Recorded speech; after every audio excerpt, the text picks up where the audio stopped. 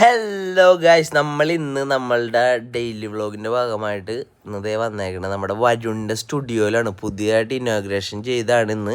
അപ്പോൾ നമ്മൾ ഇനോഗ്രേഷൻ കഴിഞ്ഞപ്പോഴാണ് എത്തിയത്. അപ്പോൾ വരുണും ഫാമിലീസും ഫോട്ടോസും കാര്യങ്ങളൊക്കെ എടുത്ത് സെറ്റാക്കിക്കൊണ്ടിരിക്കണേന്ന്. നല്ലൊരു ഫ്ലോറാണ് വരുൺ അവിടെ സെറ്റ് ചെയ്തേക്കണത്. വരുൺ അത്യാവശ്യം പ്രൊഡക്റ്റ് ഷൂട്ടും കാര്യങ്ങളും എല്ലാവരും ഉള്ളതുകൊണ്ട് അവിടെ നല്ലൊരു ഫ്ലോർ തന്നെ സെറ്റ് ചെയ്തിട്ടുണ്ട്. പിന്നെ മറ്റുള്ള നമ്മുടെ ഫ്രണ്ട്സ് ഫോട്ടോഗ്രാഫേഴ്സ് എല്ലാവരും ഒക്കെ അവിടെ ഉണ്ടായിരുന്നു.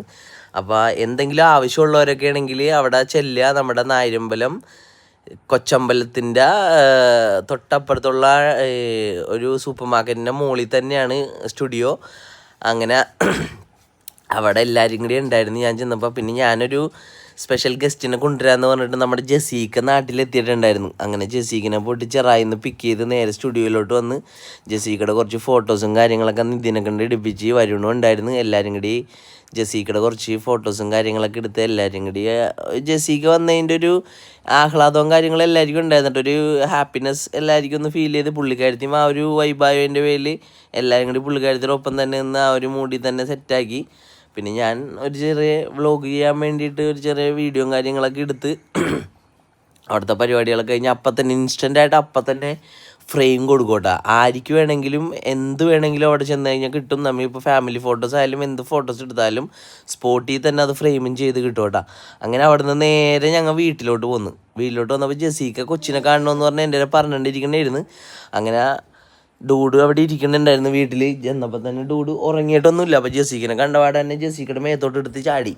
അങ്ങനെയാണ് ഡൂഡ് ജസീക്കയുടെ മടിയിൽ പോയി ഇരുന്ന് ജസീക്കിൻ്റെ ഒപ്പം കുറേ നേരം കളിച്ച്. അത് കഴിഞ്ഞപ്പോൾ ലഞ്ച് ജസീക്ക വീട്ടിൽ ഞങ്ങളുടെ ഒപ്പം തന്നെ ആയിരുന്നു.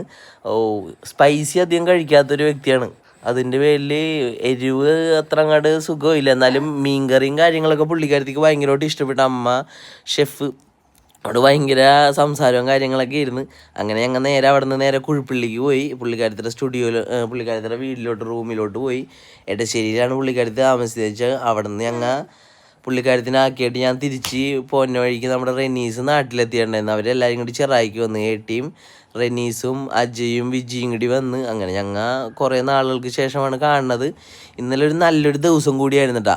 വൈകുന്നേരം ഇപ്പോൾ ചെറിയ ചാറ്റൽ മഴയും കാര്യങ്ങളും ഉണ്ടായതുകൊണ്ട് നല്ല സൂപ്പർ റെയിൻബോ കാണാൻ പറ്റി. അടിപൊളി റെയിൻബോ ആയിരുന്നു. റൗണ്ടിൽ നല്ല കിഡിലും റെയിൻബോ. ഞാൻ എൻ്റെ ബീച്ചിൽ നടന്നപ്പോൾ അവിടെ ഉള്ള കുറച്ച് ടീമുകൾക്കൊക്കെ ഞാനത് കാണിച്ചു കൊടുത്ത്. ഫോറിനേഴ്സായിട്ടുള്ള കുറച്ച് പേരും നോർത്ത് ഇന്ത്യൻസൊക്കെ ഉണ്ടായിരുന്നു. അവിടെ നിന്ന് ഞങ്ങൾ എല്ലാവരും കൂടി നേരെ പോയത് സ്റ്റൂ കഴിക്കാനാണ് കേട്ടോ. നല്ല കിഡിലും സ്റ്റൂ ചെറായിലുണ്ട്. മട്ടൺ സ്റ്റൂ അത്രയും ഗുമ്മില്ല. ബീഫ് സ്റ്റൂ പൊളിയാണ്. ചിക്കൻ സ്റ്റൂവും കുഴപ്പമില്ല. അങ്ങനെ അവിടെ നിന്ന് അതും കഴിച്ചാണ്